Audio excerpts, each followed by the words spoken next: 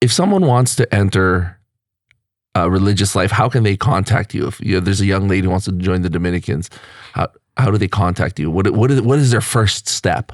So the first step, of course, would be to hopefully reach out, because usually when you're in the stage of discerning, you're kind of hesitant on what to do from here. And it's the same with my community as any other communities. It's really just to first reach out. And usually they have an email for the vocation director. Mm-hmm. If you feel more comfortable just by emailing, there's inquiry forms you can always kind of put through their websites.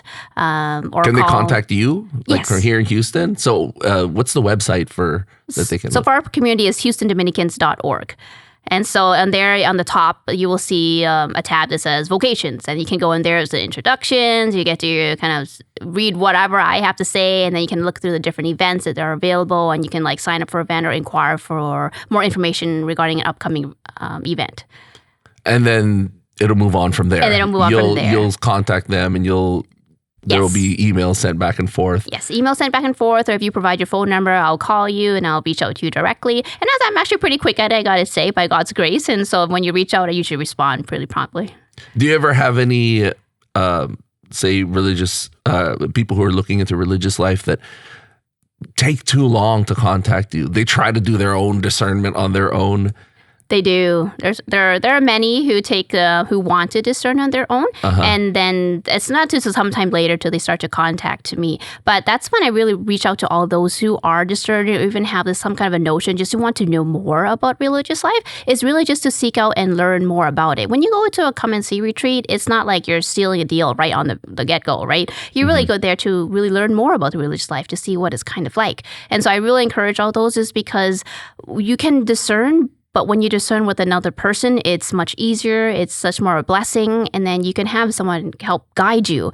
So I really recommend all those who are even open to the notion is really just to reach out. And so to have someone walk with you. It's better to walk with somebody than walk alone, especially when you're going into the unknown if you're not sure what it's about.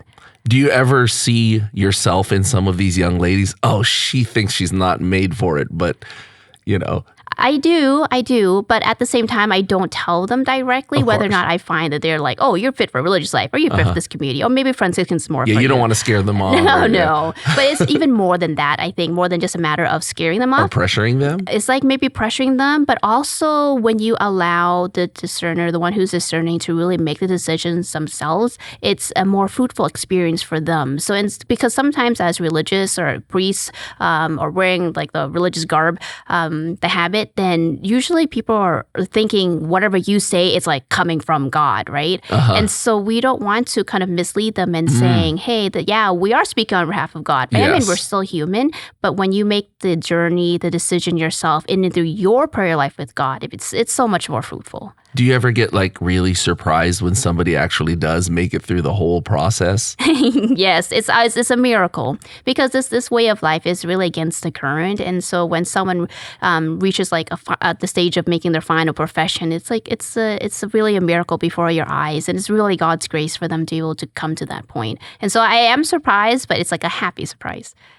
What would you say to somebody who's really scared and is thinking about it, is feeling that call, but is hesitant to, go to the website and send the email or even look into it? What would you say to that person? I would tell them what Jesus told them.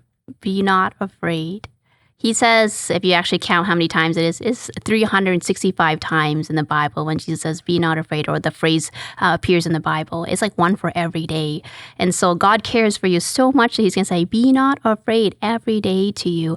And really, you don't have to be afraid if you think about it, because God has already thought of you, wanted you, desired you, informed you, and before you in your mother's womb and thought of you already. So why would he lead you into something that is scary for you? Why would he lead you into something that is questionable? It's because he loves you so much. He wants you to show you his love and to help you encounter his love. And so it's really nothing to be afraid of. It's a beautiful story that you're about to enter into and to flesh out and become part of your story. And so there's really nothing to be afraid of.